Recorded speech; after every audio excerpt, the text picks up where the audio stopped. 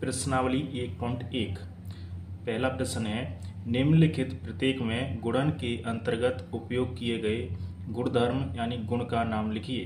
पहला प्रश्न है हमारे पास -4/5 गुणा 1 बराबर 1 गुणा -4/5 बराबर -4/5। तो इस प्रश्न में किस गुणधर्म का उपयोग किया गया है? यहाँ पर -4/5 का गुणा 1 से कर रहे हैं, बराबर यहाँ पे 1 का गुणा बाद में हो रहा है, यहाँ पर पहले हो रहा है। 1 गुणा -4/5 बराबर आ रहा है -4/5। यह गुणधर्म होता है हमारे पास गुणात्मक तत्समक। गुणात्मक तत्समक होता है 1, यानी 1 का किसी भी संख्या के साथ गुणा करें तो उस संख्या पर कोई फर्क नहीं पड़ता है। जैसे a का गुणा 1 के साथ किया तब भी a आएगा, बराबर 1 को पहले लिखते हैं और a को बाद में तब भी a आएगा। तो मतलब 1 गुणा 1 करें या 1 गुणा 1 a करें तो आएगा हमारे पास a। जैसे हमारे पास कोई संख्या है 3, इसका गुणा हम 1 से करें तब भी 3 आएगा, या 1 को पहले लिख लें 1 गुणा 3 तब भी 3 आएगा, तो यह 3 के बराबर होगा। इसी प्रकार मान लेते हैं हमारे पास कोई संख्या है जैसे 6 का गुणा 1 से करें तब भी 6 आएगा। 1 को पहले लिख लें 1 गुणा 6 तब भी 6 आएगा, मतलब ये तीनों ही बराबर 6 के हैं। तो a का गुणा 1 से करें या 1 पहले लिख के a बाद में लिखें तब भी हमारे पास क्या आएगा a। तो ये होता है गुणात्मक तत्समक। गुणात्मक तत्समक वह संख्या होती है जिसका गुणा करने पर उस संख्या पर कोई फर्क नहीं पड़ता है। इसी प्रकार हमारे पास एक होता है योज्य तत्समक। योज्य तत्समक, उसमें भी यही है कि ऐसी संख्या जिसका किसी के साथ योग करने पर उस संख्या पर कोई फर्क नहीं पड़े। तो योज्य तत्समक क्या होता है हमारे पास 0। तो हम 3 को 0 प्लस करें या हम 0 को पहले लिखें और 3 को बाद में तब भी हमारे पास क्या आएगा 3। तो ये तो होता है योज्य तत्समक। और गुणात्मक तत्समक होता है हमारे पास 1। तो यहाँ पर भी 1 का गुणा बाद में किया गया तब भी हमारे पास -4/5 आएगा, और 1 का गुणा पहले किया गया तब भी हमारे पास -4/5 आएगा। तो यहाँ पर हमारे पास गुणधर्म आ जाएगा गुणात्मक तत्समक।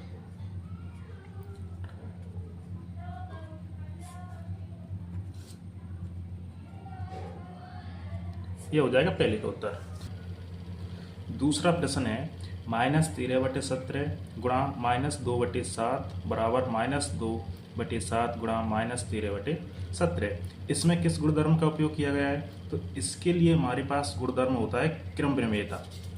जैसे ये क्रम विनिमेयता है, इसमें a का गुणा b से करें बराबर b का गुणा a से, तो दोनों मान समान आते हैं।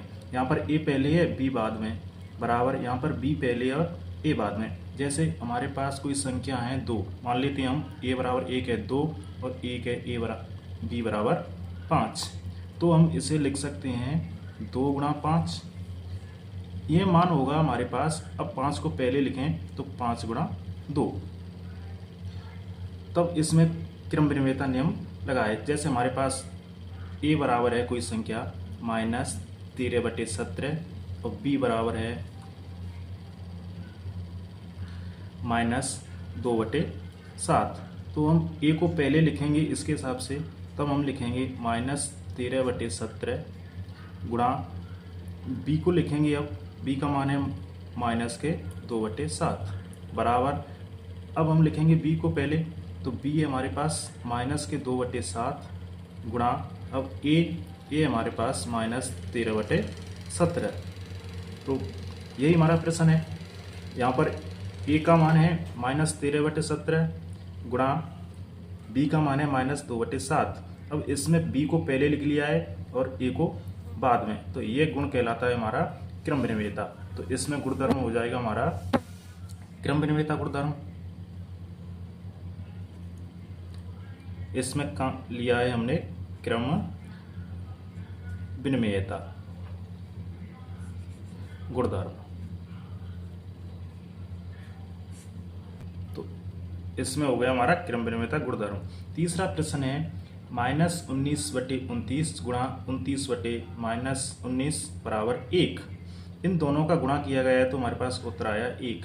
इसमें जो गुणधर्म उपयोग किया गया है वो गुणधर्म है गुणात्मक प्रतिलोम।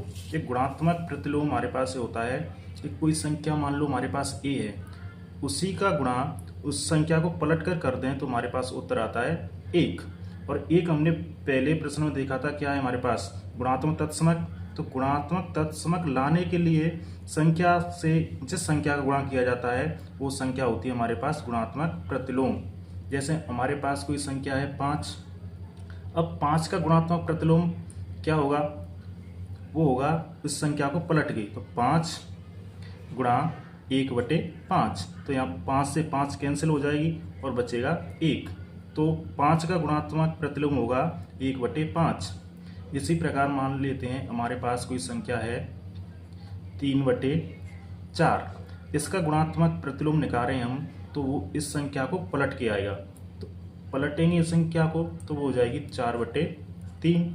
यहाँ हम 4 से 4 को कैंसिल कर देंगे और 3 को 3 से, तो ऊपर बचेगा 1 और नीचे भी 1, और 1 का भाग जब 1 पे देंगे तब हमारे पास आएगा 1। यह हो जाएगा। तो इसमें प्रयोग किया गया हमारे पास गुणात्मक प्रतिलोम।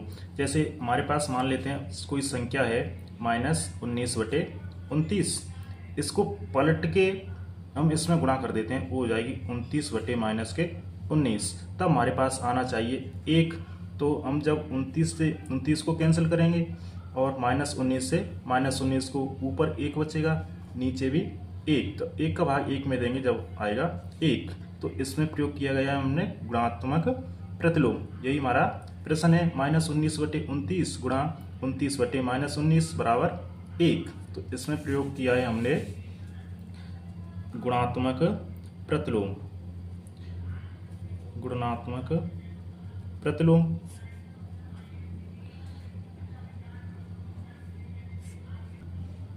प्रश्न क्रमांक 2, बताइए कौन से गुणधर्म यानी गुण की सहायता से आप 1/3 गुणा 6 गुणा 4/3 को 1/3 गुणा 6 गुणा 4/3 के रूप में अविकलन करते हैं। कहने का अर्थ है 1/3 गुणा 6 गुणा 4/3 को हम इस रूप में किस गुणधर्म के द्वारा लिख सकते हैं या इसमें कौन सा गुणधर्म इस्तेमाल किया गया है। तो हमारा प्रश्न है हमारे पास 1/3 गुणा 6 गुणा 4/3 को मतलब बराबर, मतलब इसको इसके बराबर किस गुणधर्म के द्वारा हम लिख सकते हैं। यह गुणधर्म होता है हमारे पास साहचर्यता। जैसे इसे हम साहचर्यता बोलते हैं या सहचार्यता, एक ही बात है। इसमें हमारे पास 3 संख्याएं होती हैं A, B, C। पहले A का गुणा B का और C का, पहले तो हम B और C पे कोष्टक लगाते हैं बराबर A गुणा B गुणा C। दूसरी तरफ हम A गुणा B पर कोष्टक लगाते हैं। पहले कोष्टक को हल करते हैं तब हमारे पास जो हमारा लेफ्ट हैंड साइड मतलब बाम पक्ष है वो दाएं पक्ष के बराबर आता है। जैसे हम कोई संख्या लिखें, A बराबर मान लेते हैं 2, B बराबर 3, C बराबर 4। तो हम इसके अनुसार इन्हें लिखे हैं। तो A का मान रखेंगे हम 2 गुणा B का मान रख देंगे 3 गुणा C का मान 4 बराबर A का मान 2, इन पर कोष्टक लगा लेंगे, गुणा B का मान 3 गुणा C का मान 4। तो हम इन संख्याओं को हल करेंगे और इनको करेंगे तो हमारे पास उत्तर बराबर आते हैं। और सबसे पहले हमें कोष्टक हटाना है तो 2 गुणा कोष्टक के अंदर गुणा करेंगे तो 3 चौके 12 बराबर, यहाँ पर पहले कोष्टक हल करना है तो 2 गुणा 3 मतलब 6 गुणा 4। तब हम 12 दूनी करें तब 24 होते हैं और इधर 6 चौके 24। तो दोनों पक्ष समान आते हैं, लेफ्ट हैंड साइड और राइट हैंड साइड। तो यह गुण कहलाता है हमारा साहचर्यता का। ऐसे मान लेते हैं हम A का मान है हमारे पास 1/3, B का मान है 6 और C का मान है 4/3। तो हम इन संख्या को कैसे लिखेंगे, पहले A का मान लिखेंगे 1/3 गुणा अब कोष्टक B का मान 6 गुणा सी का मान है हमारे पास 4/3 बराबर पहले कोष्टक, अब ए का मान 1/3 गुणा बी का मान 6 कोष्टक बंद गुणा सी का मान 4/3। ऐसे तो इसमें हम उपयोग किया है साक्षरता या सहचारता का नियम। यही हमारा प्रश्न है। ए का मान यहाँ पर 1/3, बी का 6 और सी का 4/3। तो हमने लिख दिया इसे 1/3 गुणा 6 गुणा 4/3। तो यहाँ पर हमारा जो गुणधर्म लगेगा वो गुणधर्म होगा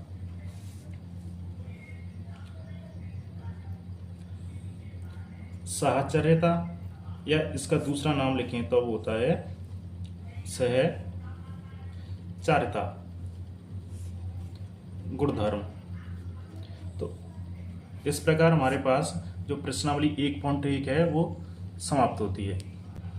वीडियो पसंद आई हो तो वीडियो को लाइक करें तथा चैनल को सब्सक्राइब करें।